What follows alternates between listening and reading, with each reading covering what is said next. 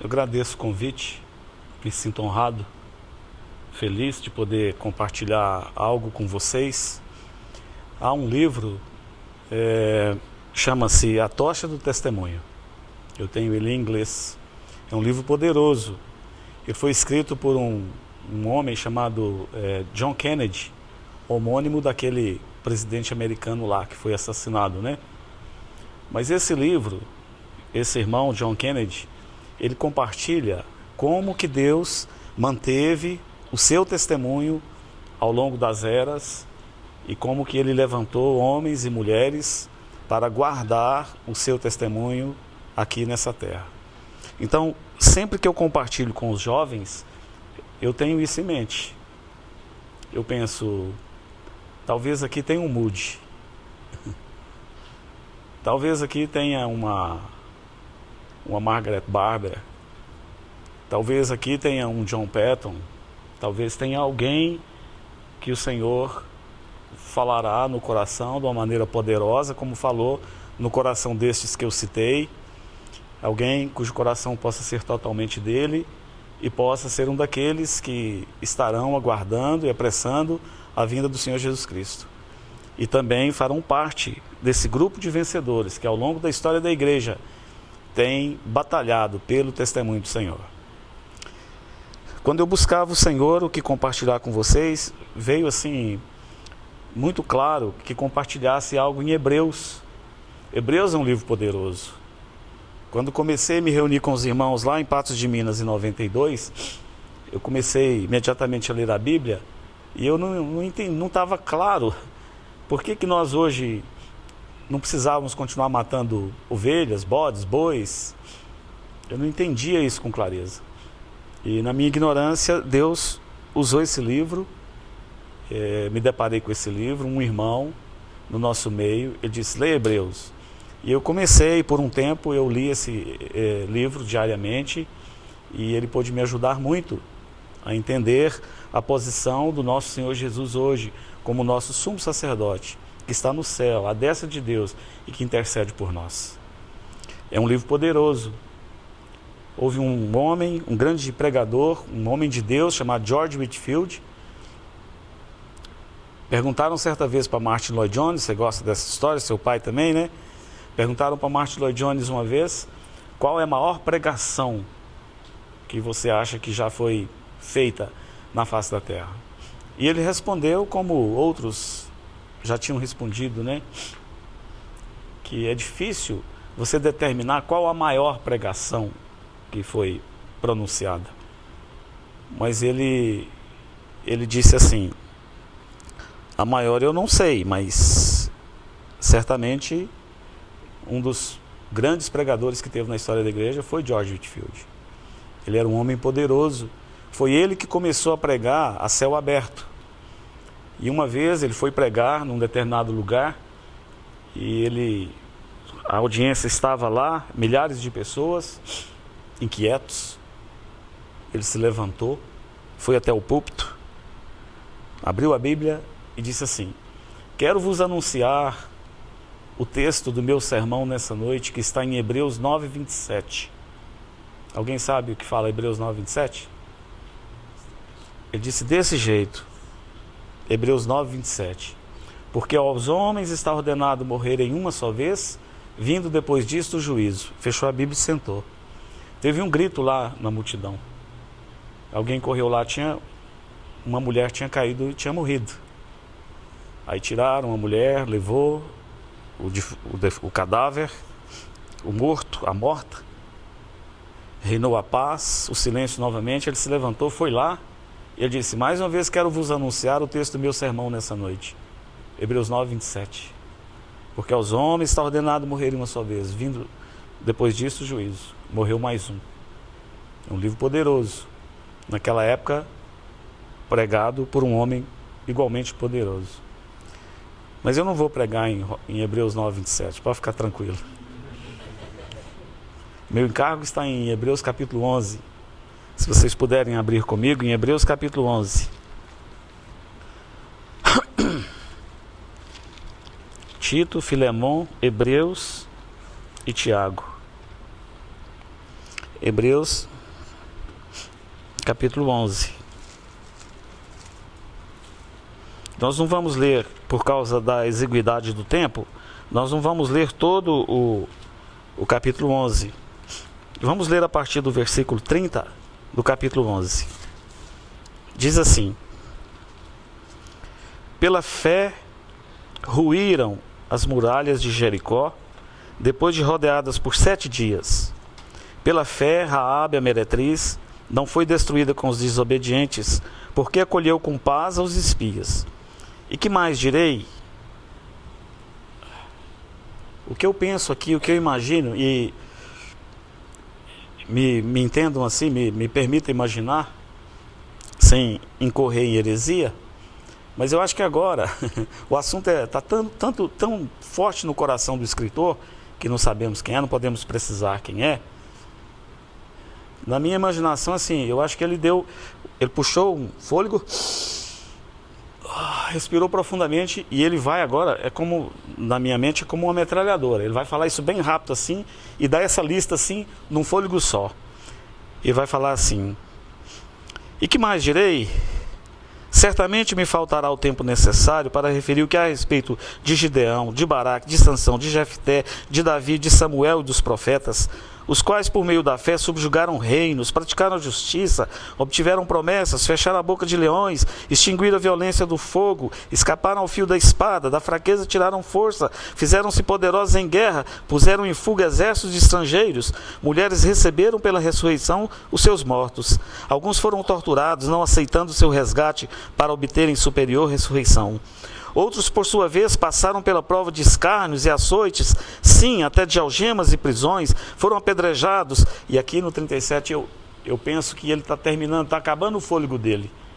É muita coisa que ele falou de uma vez. E ele diz assim: foram apedrejados, provados, cerrados pelo meio, mortos ao fio de espada, andaram peregrinos, vestidos de peles de ovelhas e de cabras, necessitados, afligidos, maltratados, homens dos quais o mundo não era digno. Ele dá uma parada, como eu imagino, é como se ele desse uma parada e ele forçosamente, guiado pelo Espírito Santo, ele coloca para nós, aqui entre parênteses, homens dos quais o mundo não era digno. É isso que eu quero compartilhar com vocês, sobre essa expressão aqui em Hebreus 11, 38. Homens dos quais o mundo não era digno. Hebreus, às vezes erroneamente, nos foi apresentado, muitas e muitas vezes, o capítulo 11 de Hebreus, como os heróis da fé. Então nós agora vamos, Hebreus, os heróis da fé. E aí nós lemos Hebreus como se estes homens e mulheres aqui citados, alguns foram citados nominalmente e outros não foi dessa maneira, mas estão aqui. Profetas, mulheres, eles não foram heróis da fé. Seja quem for que escreveu o livro de Hebreus ou a carta aos Hebreus, não sabemos quem é, mas ele foi divinamente inspirado pelo Espírito Santo, e mesmo não sabemos o nome dele, eu sei quem não foi que escreveu Hebreus. Não foi o Stan Lee. Sabe quem é o Stan Lee, né? Da Marvel, né? Não. Foi o Espírito Santo quem ditou esse capítulo para o escritor de Hebreus. Isso não te dá esperança? Isso me enche de esperança. Porque foram homens e mulheres como nós. Foram jovens que partilharam das mesmas lutas e ansiedades que vocês estão partilhando nesse momento. As dúvidas com relação ao trabalho, profissão, família e etc, e etc. Foram homens e mulheres. Qualquer um pode ser escrito nessa lista. Sabe por quê? Porque essa lista, ela é interminável. Ela não acabou aqui no capítulo 11. Qual o argumento que eu usarei para te convencer disso? O próprio capítulo 12. Olha aí comigo o capítulo 12. O 11, 40, ele diz assim... O 11, versículo 40, fala: por haver Deus provido coisa superior a nosso respeito, para que eles sem nós não fossem aperfeiçoados. Irmãos, irmãs, a Bíblia, originalmente, ela não foi escrita com essas divisões de capítulos e versículos. Isso veio mais tarde, para facilitar a nossa compreensão quando lemos. Mas entendamos que a Bíblia, a maneira como ela foi compilada, é um todo. Não existem essas divisões. Então eu vou ler o finalzinho, o 39, e eu vou ler o 40, o final do 11, que é o versículo 40, e já vou emendar com o 12, como ela originalmente foi compilada. Por haver Deus provido coisa superior ao nosso respeito, para que eles, Sansão, Jefité, Davi, Abraão, para que eles, sem nós, não fossem aperfeiçoados. Portanto, também nós, visto que temos a rodear-nos tão grande nuvem de testemunhas, desembaraçando-nos de todo o peso e do pecado que tenazmente nos assedia, corramos com perseverança a carreira que nos está proposta, olhando firmemente para o autor e consumador da fé, Jesus. Essa palavrinha, portanto, que aparece no capítulo 12, ela é uma conjunção conclusiva. O que é que ela faz? Portanto, essa conjunção conclusiva. Basicamente, ela vai ligar um pensamento, uma ideia, um argumento anterior com aquilo que ele vai falar agora. Então ele vai dizer assim, o que ele está dizendo aqui, por causa disso aqui, no capítulo 11, que eu mostrei para vocês, então agora, e aí ele nos coloca na mesma carreira, a carreira cristã, a vida cristã, que estes homens e mulheres descritos aqui no capítulo 11, correram e participaram. A vida cristã é uma corrida, já compartilhei isso há alguns anos. A vida cristã é uma corrida, que fala carreira, o termo grego aqui é agon. Pode ser tanto uma corrida, como pode ser uma luta de boxe, uma luta greco-romana. Ela significa, de qualquer maneira, seja uma corrida, seja uma luta, ela significa algo árduo, extremamente difícil. A vida cristã, ela é extremamente difícil, mas talvez não seja. Então, o que esses homens e mulheres, que são descritos aqui no capítulo 11, homens dos quais o mundo não era digno, eles estavam numa carreira, numa corrida. Eles olhavam pela fé para aquilo que nós olhamos em realidade, que é a pessoa do Senhor Jesus. E aí o autor fala, portanto, por causa do exemplo deles, também nós, visto que temos a rodear-nos uma grande nuvem de testemunhas. Nuvem de testemunhas é como se ele estivesse pegando estes homens e mulheres do capítulo 11, que venceram as suas carreiras. E agora, é como se eles estivessem sentados no ginásio, na arquibancada, eles estão sentados e eles estão vendo a nossa carreira. Ana Laura, você consegue ouvir? Parece que alguém está falando, corre Ana Laura, vai Ana Laura, vamos Luana, mais um pouco. Eles estão ali nos assistindo, é como se eles estivessem nos assistindo. Porque nós temos a rodear-nos tão grande nuvem de testemunhas, por causa do exemplo destes e destas que correram suas carreiras. Também tenhamos perseverança. Corramos com perseverança. Então, quando eu compartilhei no passado, eu procurei, no meu compartilhar, exemplificar a carreira cristã como uma corrida de maratona. 42 quilômetros, 195 metros. Era 42 quilômetros, e aí, me parece 1913, a Olimpíada foi na Inglaterra, e o rei e a rainha pediram que a largada da maratona tinha que ser dos seus jardins reais. Então, a largada saiu aqui, de dentro dos jardins do palácio, 195 metros, pegou a rua, 42 quilômetros lá, e aí ficou 195 metros. É uma corrida árdua, muito difícil. Estes homens e mulheres do capítulo 11, homens e mulheres, dos quais o mundo não era digno, eles realmente se entregaram na sua totalidade, todo o seu ser, a Cristo, pela fé. Porque o Cristo não tinha se encarnado ainda. Mas pela fé eles olhavam para Cristo. Homens e mulheres, dos quais o mundo não é digno. É uma expressão muito forte. Eu acho que não tem outra igual o Espírito Santo se referir com essa força, com essa pujança a homens e mulheres e dizer, dos quais o mundo não era digno. Estes homens e mulheres, eles viveram aqui nessa terra. E esse mundo, agora, nós podemos ser bastante abrangente. Vamos pegar esse mundo, vamos pegar um pouco dele. Vamos falar do Oriente Médio. Vamos falar dos Açores, vamos falar das Bahamas, vamos falar dos Estados Unidos, da China, do Ceilão, do Japão. Vamos falar do Paraná, do Brasil, da Argentina. O mundo todo mundo não era digno destes homens e mulheres que pisaram aqui nessa terra. É um grande elogio. E isso eu creio que traz uma grande responsabilidade sobre as nossas vidas também.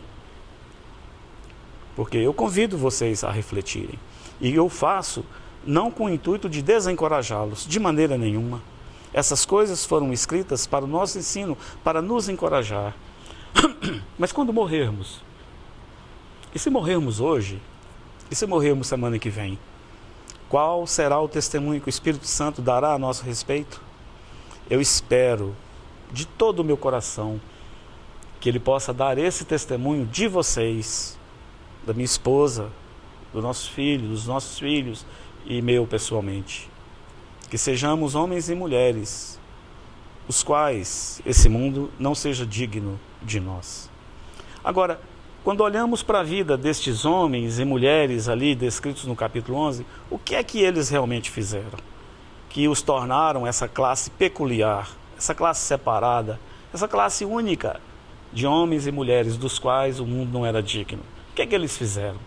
Por exemplo, nós temos mencionado aí, se você tiver com a Bíblia aberta, no versículo 5. Menciona quem aí? Enoque. Agora, o que que Enoque fez? Aqui não fala. Mas lá em Gênesis, no capítulo 5, versículo 24, lá fala o que que Enoque fez. O que que Enoque fez? Vocês lembram? Enoque andou com Deus. Ah, irmãos. Essas memórias ficam vindo, né? Me perdoa de eu ficar contando essas histórias do Esdras, né?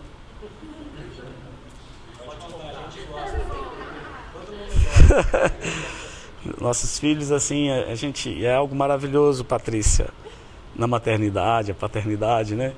Eu amava isso. Todos os dias tínhamos que contar história para eles. Ele gostava muito de história. Lembro direitinho, ele pequenininho, colocava ele para dormir. Aí eu falava, pai, vamos, pai, vamos. Calma.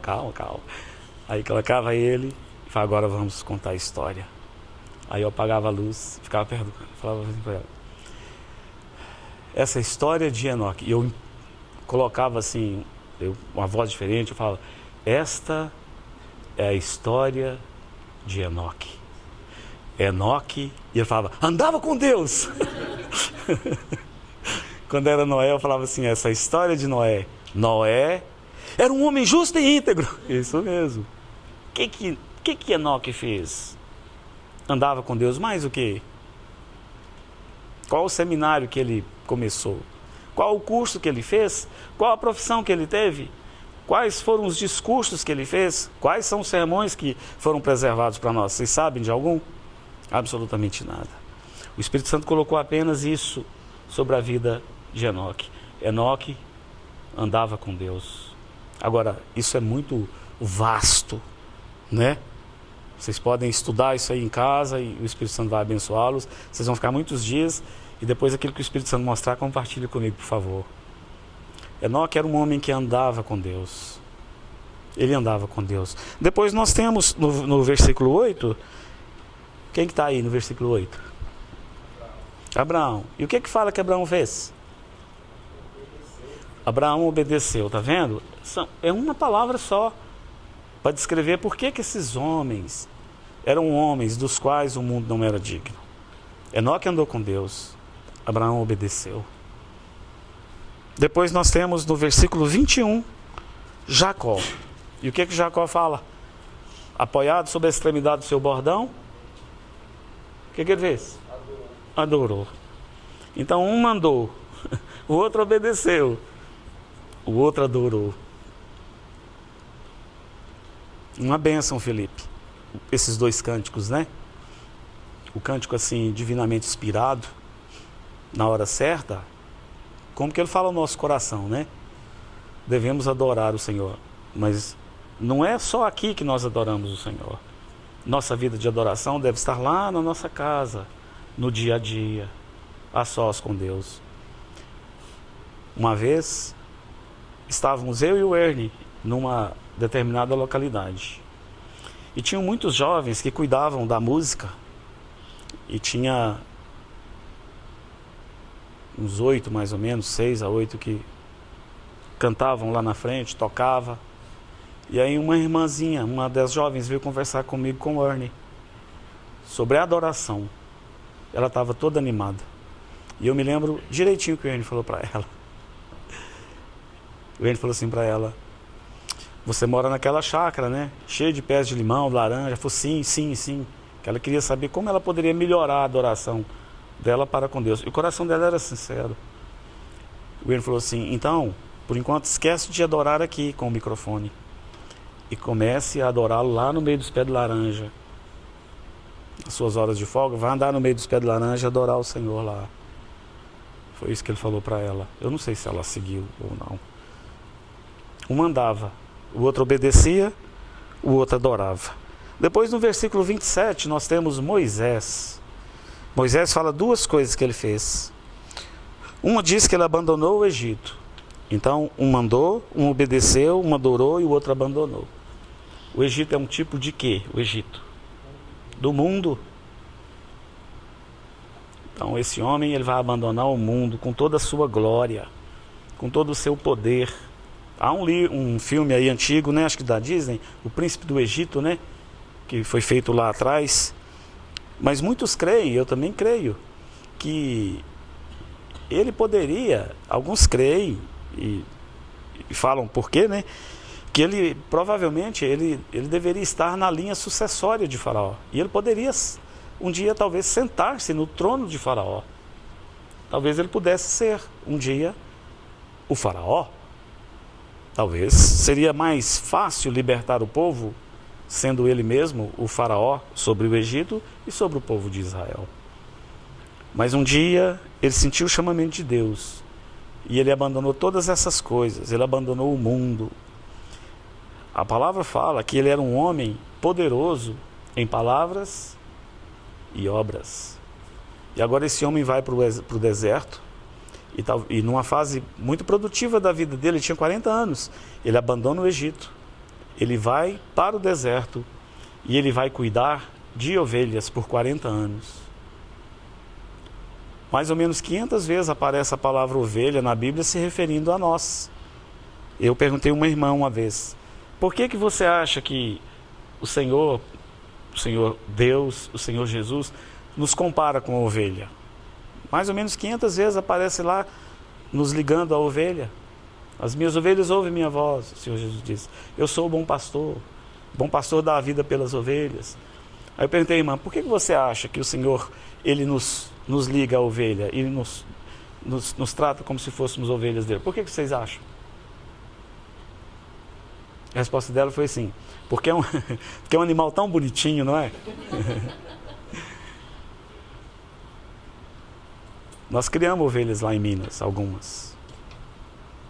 Olha, não tem. Claro que deve ter algum bicho mais pirracento do que aquele lá, né? Mas ela é muito complicado. Muito complicado de criar. Requer cuidado o tempo todo. A cerca, o nosso pasto, estava sobrando pasto. E ela ia, passava e ia para lá. Um dia eu cheguei, chamei as ovelhas e uma delas tinha passado debaixo do arame e arrancou assim, um pedaço assim. Ficou solto a pele dela aqui em cima, aqui. Solto.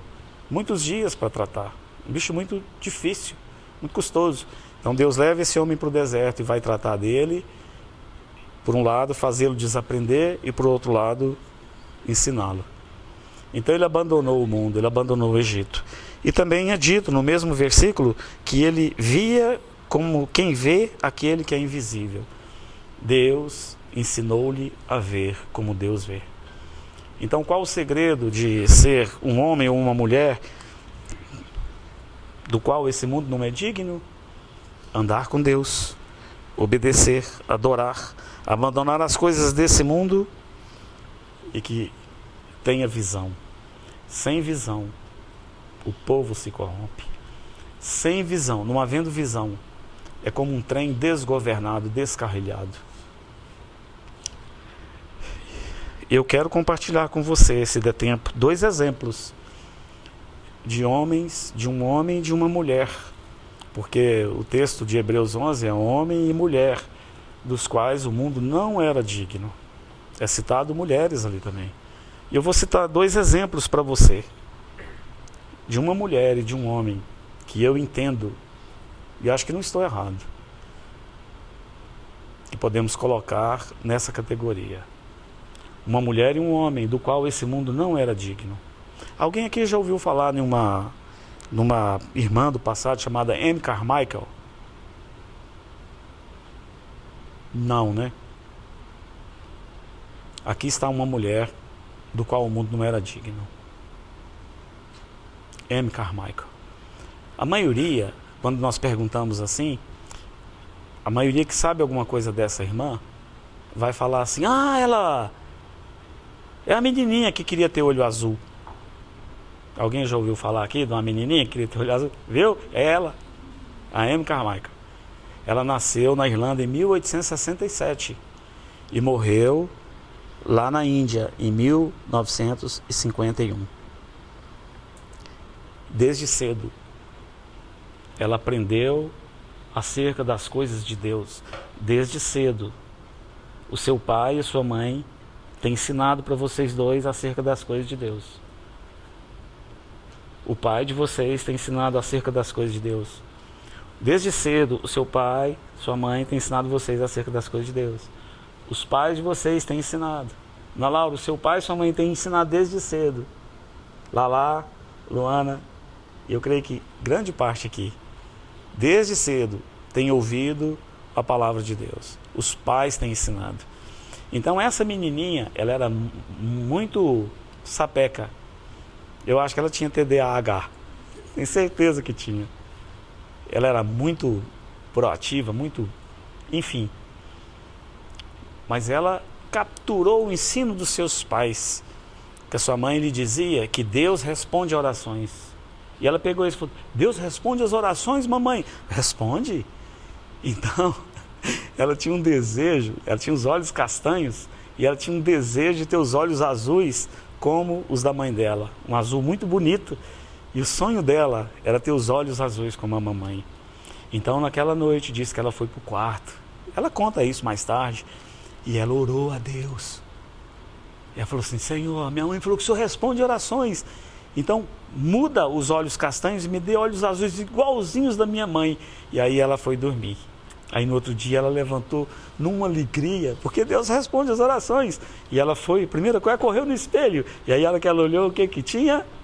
O que Deus tinha feito? Nada. Continuava castanho do mesmo jeito. E ela ficou tão triste. Mas lá na frente vocês vão entender. Depois ela entendeu que Deus sempre responde as orações. Você sabia que Deus sempre responde as orações?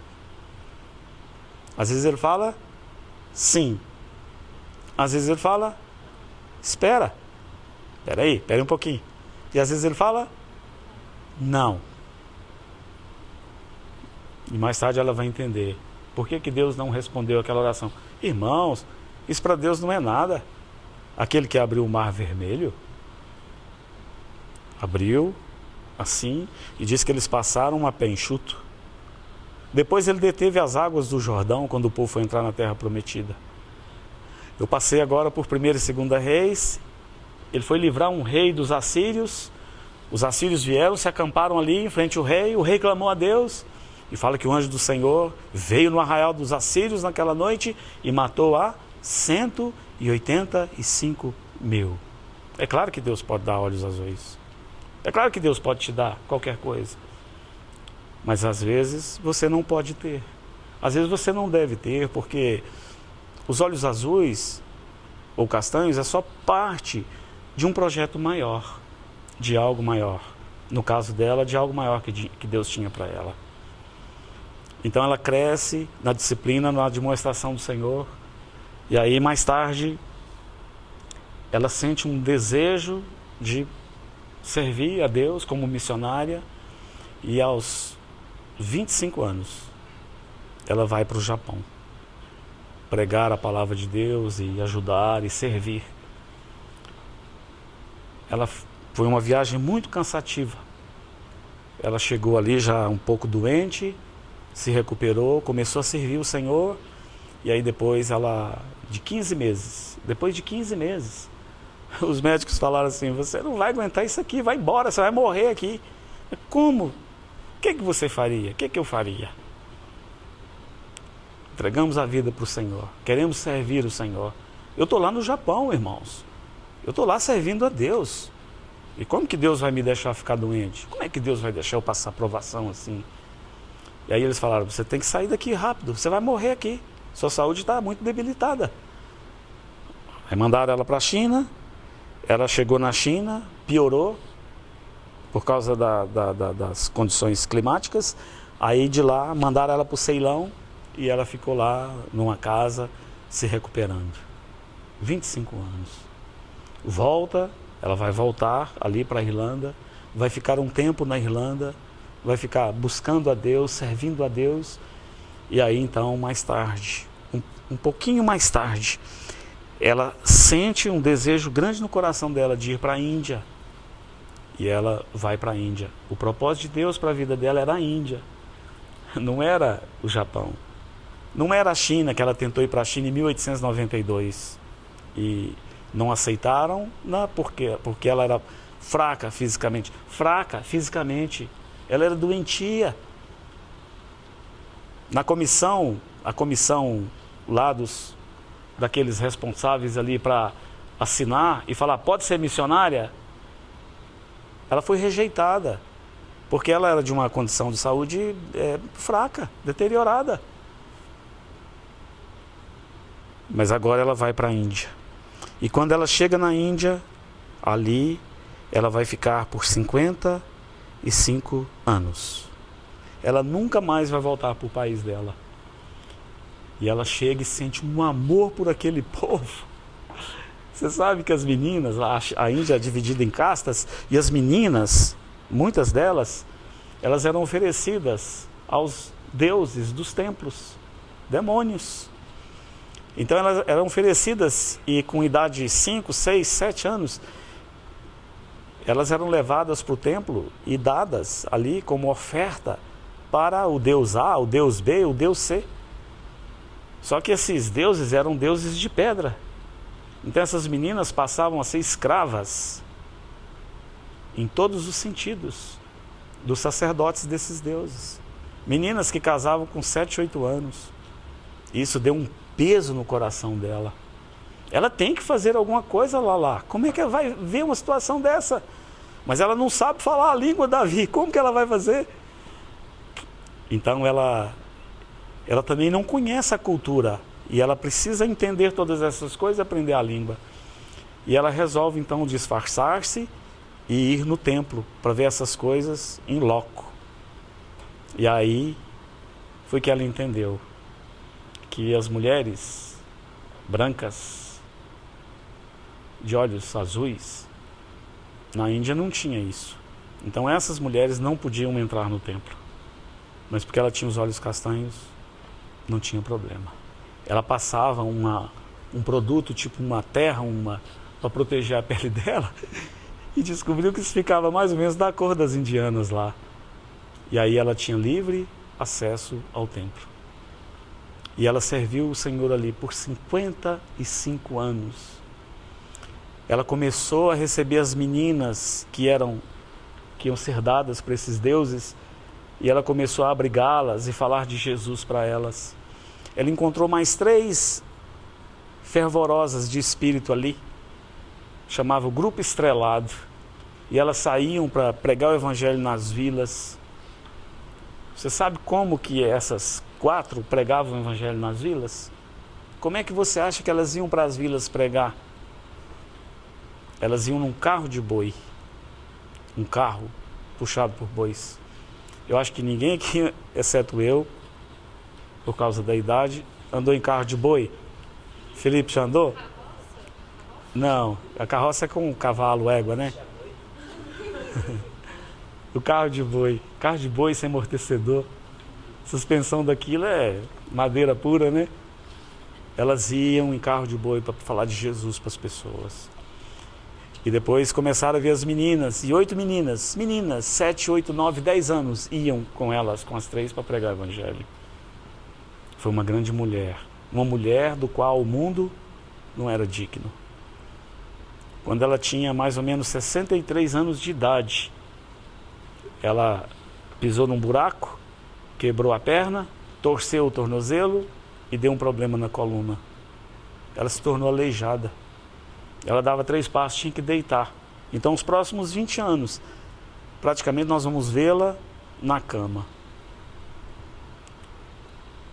Uma mulher do qual o mundo não era digno.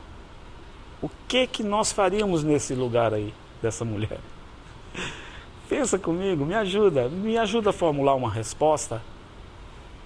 Nesse caso, o que nós faríamos? Eu estou lá já há 35 anos, cuidando dessas meninas, dando a vida por elas, servindo o meu Deus, e de repente, agora eu vou parar numa cama, aleijado, incapacitado de fazer a obra do Senhor? Ela aproveitou o seu tempo na cama. Ela escreveu vários livros, tem livros dela aí, principalmente na língua inglesa, tem em português também. Eu tenho alguma coisa em inglês. Ela escreveu vários livros. Milhares de cartas encorajando os crentes ao redor de todo o mundo. Poemas, música. Era uma mulher muito ativa. E finalmente ela vai morrer lá na Índia. E aí, quando ela sabia que ela ia morrer, ela fez um pedido aos irmãos. Ela disse assim: me enterrem lá no Jardim de Deus. Jardim de Deus é como ela chamava o cemitério lá da localidade onde ela morava. Ela falou: me enterre lá.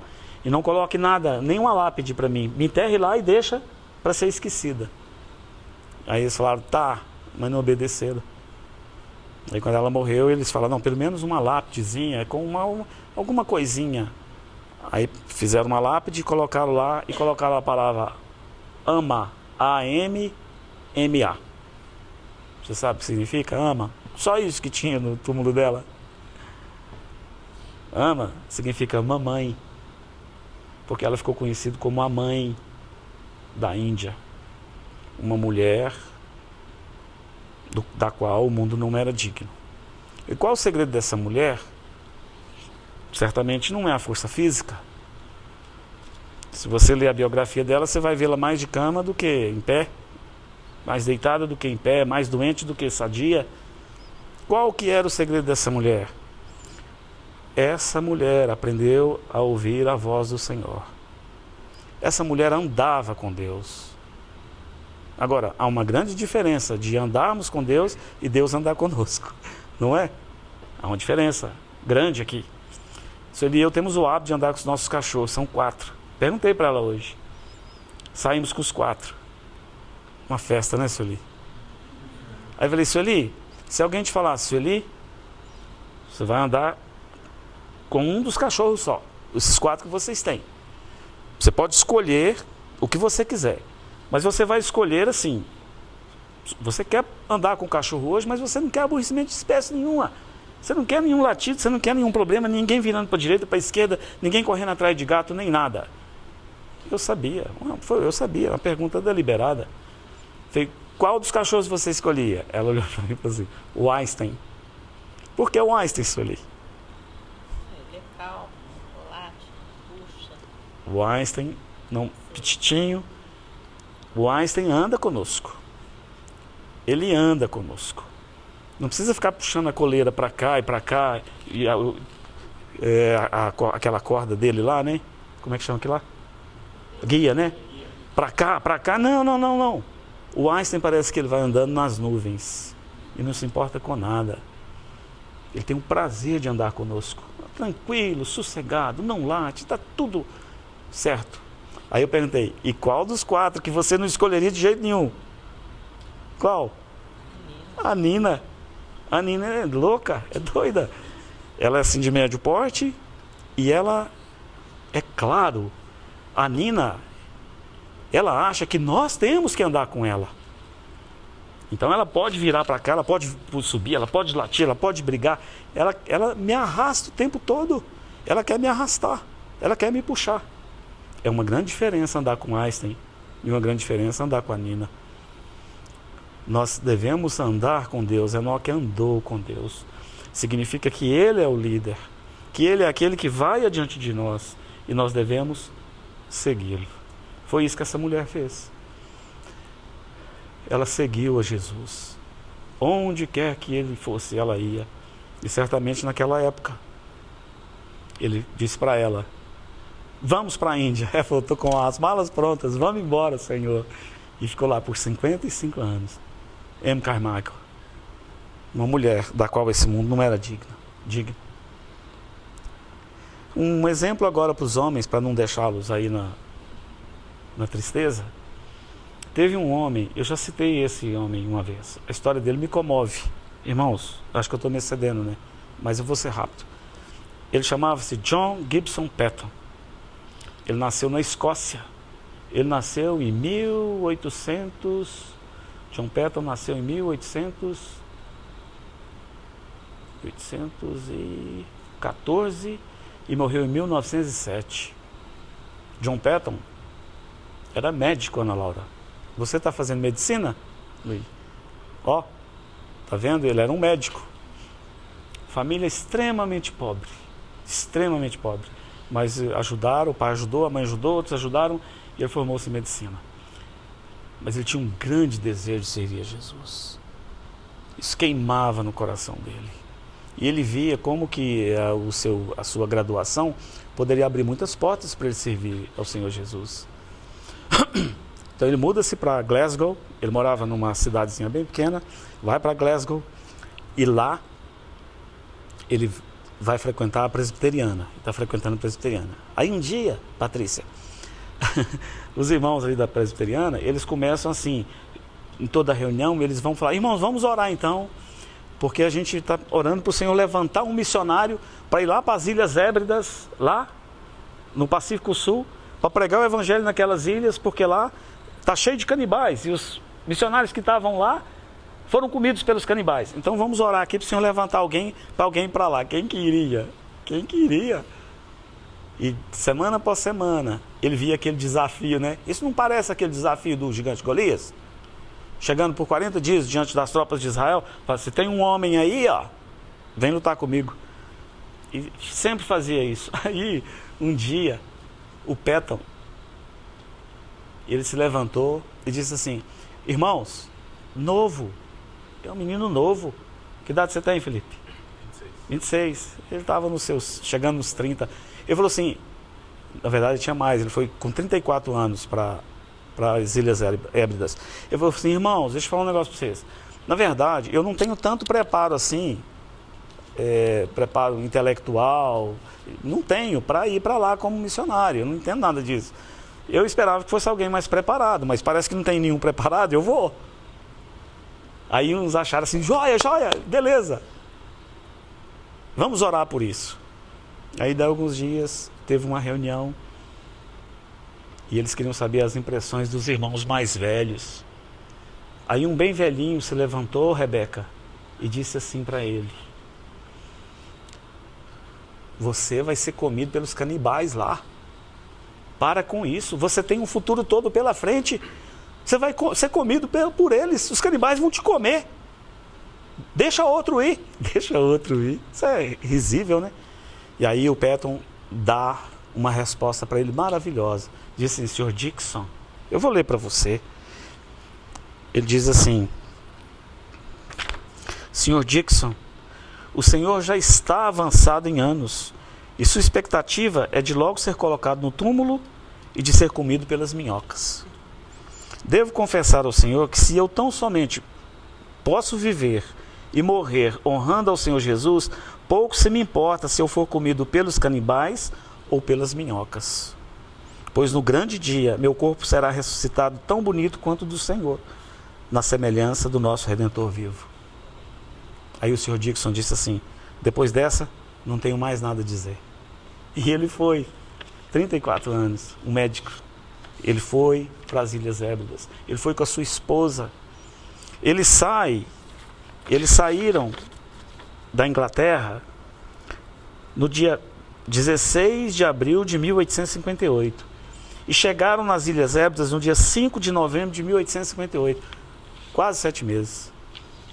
O capitão do navio, vendo aquele jovem casal, a lua de mel deles foi quem que faz isso? Passar a lua de mel no meio dos canibais? Mas por causa da obra desse homem, vocês que são solteiras, e quando se casarem, se tiver condição, hoje você pode ir lá passar a lua de mel lá. É uma das maravilhas do Pacífico Sul. O mar é lindo, o mar é azul turquesa.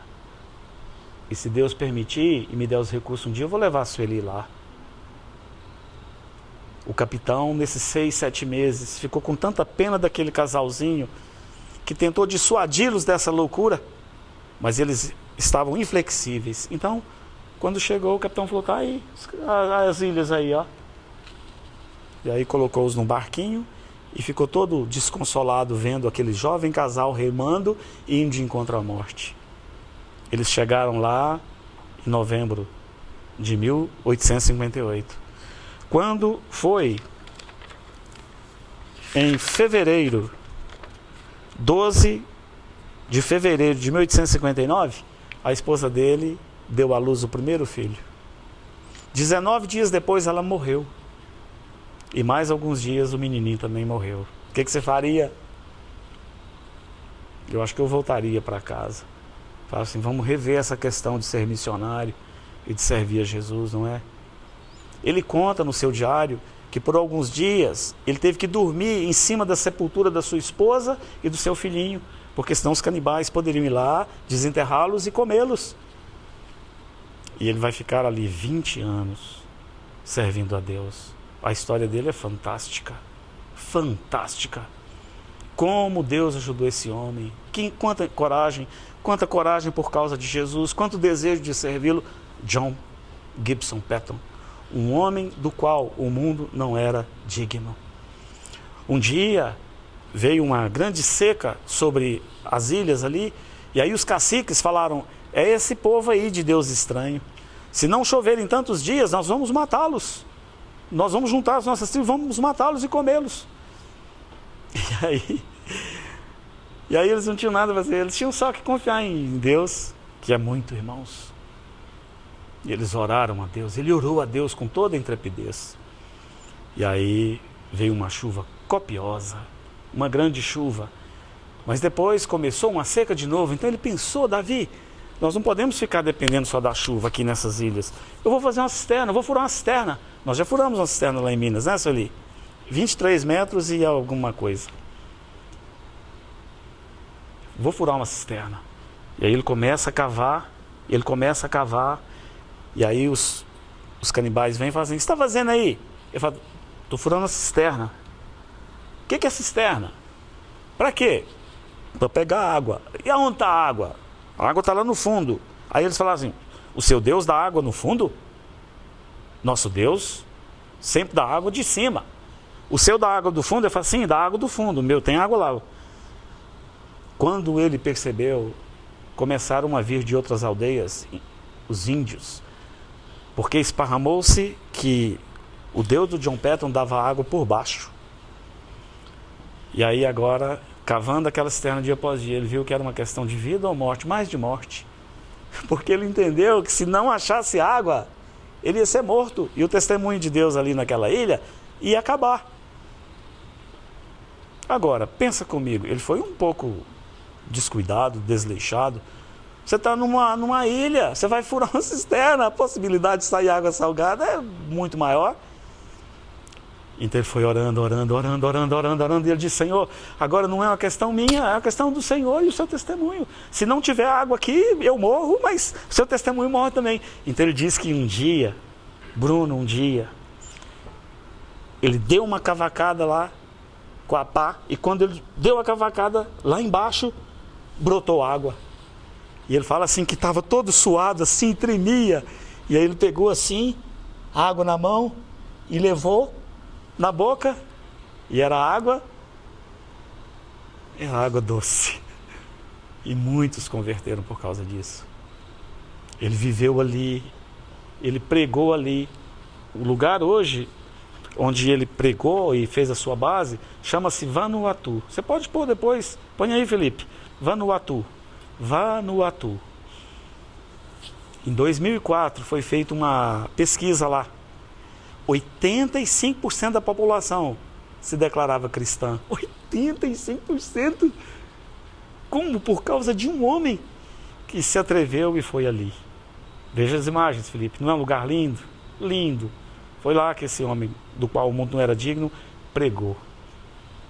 Vanuatu. Quando ele, depois de 20 anos, ele está voltando para a Inglaterra, para a Escócia. Aí então, lindo, né? Aí o cacique da tribo vem, depois de 20 anos, e fala assim: irmão John, essa é boa, Felipe. Irmão John, antes de você ir embora, me tira uma dúvida, deixa eu te perguntar uma coisa. Ele fala assim: sim, irmão. Ele fala para o cacique: sim, irmão, fala. Você lembra quando você desembarcou na praia, 20 anos? Você e a sua mulher? Lembro. Você lembra que vocês dormiram lá na praia muitos dias, você não sabia a língua? Lembro. Você lembra que todas as tardezinhas nós íamos na mata, na orla, na floresta ali na orla da praia?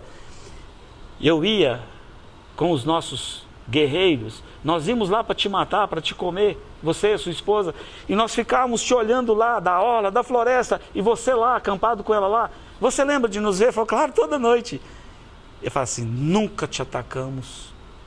Agora me conta, quem era aquele exército que se acampava ao redor de você e da sua esposa todas as noites? Ah, irmãos, eu gostaria de experimentar isso um dia. Você não? Quem era aquele exército? Aquele exército poderoso que se acampava ao seu redor. Quem que era aquele povo? E ele disse assim: cheguei há 20 anos atrás com o som dos tambores dos canibais. Parto agora ao som dos sinos das igrejas. John Paton, um homem do qual o mundo não era digno. Qual o segredo de John Paton? Qual o segredo de M. Carmichael? Eles levavam muito a sério essa questão da obediência à palavra de Deus, à voz de Deus. Levítico capítulo 8, você pode ler lá a consagração de Arão e seus filhos. Quando ia consagrá-los, tinha o novilho e tinha também 2 carneiros que precisavam ser mortos. O terceiro carneiro pegava o sangue dele e fazia assim com ele. Quer ver? Caio, faz favor aqui. Vou dar um exemplo no Caio. O Caio é Arão. Tinha que fazer isso nos filhos de Arão. Olha o que era feito. Pegava o sangue e colocava aqui. É lóbulo que chama, né? Aqui. Sujava de sangue. De cá. É da direita, né? É aqui, ó. Na ponta da orelha direita tinha que sujar de sangue. Pegava o sangue e sujava a ponta do polegar direito. E pegava o sangue e sujava a ponta do polegar direito. O que é isso? Obrigado, Caio. O que está fazendo? O que a palavra de Deus está nos ensinando? É simplesmente colocar sangue ali? Ali fala do serviço, da consagração para o serviço. Você quer ser um homem, uma mulher, do qual esse mundo não é digno? Eu quero. O sangue era colocado aqui, aqui e lá. Usamos os nossos pés para fazer a obra de Deus. Saímos, vamos para lá, vamos para ali, viajamos para lá. Com as mãos, nós carregamos a obra de Deus nas nossas mãos. Tocamos nas coisas de Deus. E aqui? Por que aqui? Ouvir a Deus. Agora, muitos, eles querem fazer a obra de Deus. É como se o sangue colocou primeiro na ponta do polegar direito, do dedão do pé direito. Então eles querem sair e fazer a obra de Deus. Outros querem segurar a obra de Deus. Não. A ordem é clara. Se alguém não for capaz de ouvir a voz de Deus, está desqualificado para fazer a obra de Deus. Não tem como. Todo serviço na casa de Deus começa por ouvirmos a Deus. Por exemplo, naquela época lá antiga da palavra do Antigo Testamento, permitia-se ter escravos. Aí você tem condições, Letícia, você tem condições mais ele de ter um escravo em casa. Você fala, Felipe, eu preciso de uma escrava aqui. Tá demais. Lavar a roupa, passar, cozinhar, cuidar dos filhos. Tá muito difícil, não tem condições. Eu preciso de alguém que me ajude, preciso de braço. Aí o Felipe falava assim, pode. Aí vocês iam lá no mercado de escravos. Aí chegava lá, estavam as escravas todas lá em cima. Como é que você escolheria? Como é que você escolheria alguém para ser escrava na sua casa? Você precisa de braço. Tem que levantar às 4h30, no mínimo. Tem que preparar, tem que lavar, tem que passar, tem que cozinhar, tem que limpar. Tem que ajudar a levar os meninos na escola, tem que fazer de tudo. Como é? Qual seria o critério que você escolheria? Força e saúde, eu escolheria aquela mais forte. Eu olharia a força do braço, a grossura do braço. Eu olharia para essa aqui. Sueli, é aquela ali, ó. Vai lá. Quer dizer, a Sueli e ela estava fora, né? Magrinha. Desmagrinha, né? Eu escolheria a forte. Aí chegava em casa, Letícia. Aí você fala, puxa, que beleza, agora. Aí você falava com ela, passa a roupa. Aí, de repente, você olhava, ela estava lixando o guarda-roupa. Você falou, passa a roupa, ela quer lixar o guarda-roupa. Ela era surda. Tudo que falava para ela entendia o contrário. Ela não te ouvia. Ou às vezes ela até ouvia, mas não te obedecia. O que é pior. Todo serviço na casa de Deus começa assim, por ouvirmos a Deus.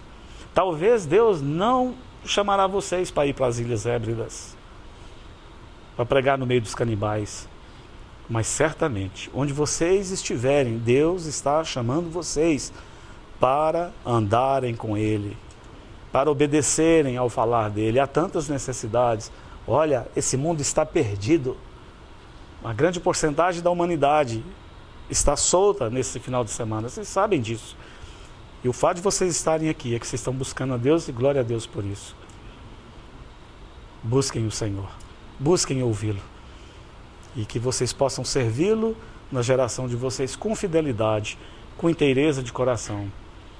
Se chamar para ir, vai. Seja o que for para ele, que ele colocar nas suas mãos, faça com fidelidade.